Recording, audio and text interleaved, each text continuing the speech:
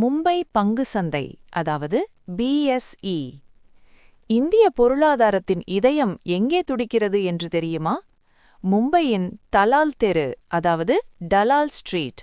அங்கே கம்பீரமாக நின்று கொண்டிருக்கும் பிஜே ஜிஜிபாய் டவர்ஸ் தான் ஆசியாவின் முதல் பங்கு சந்தையான மும்பை பங்கு சந்தை அல்லது பிஎஸ்இ. வெறும் 30 நிறுவனங்களின் நகர்வை வைத்து ஒரு நாட்டின் பொருளாதாரத்தையே கணிக்கும் சென்செக்ஸ் உருவான கதை இது. இதன் வரலாறு 1775இல் தொடங்குகிறது. அப்போது இது the native share and stock brokers association என்று அழைக்கப்பட்டது.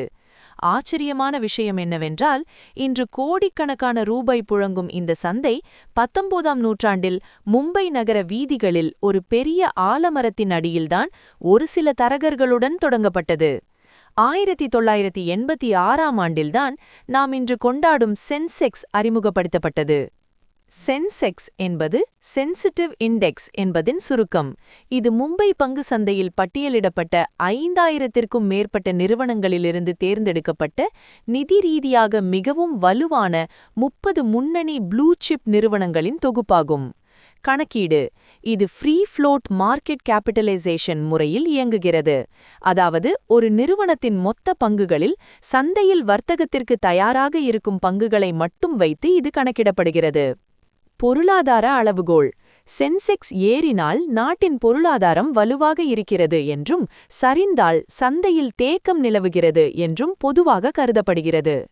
பிஎஸ்இ வெறும் பழமையானது மட்டுமல்ல, இது அதிவேகமானது. வேகம்: உலகின் அதிவேக பங்கு சந்தை இதுதான். இதன் வர்த்தகம் வெறும் 6 மைக்ரோ வினாடிகளில் நடைபெறுகிறது. நிறுவனங்கள்: உலகிலேயே அதிக எண்ணிக்கையிலான நிறுவனங்கள் பட்டியலிடப்பட்ட சந்தை இதுவே.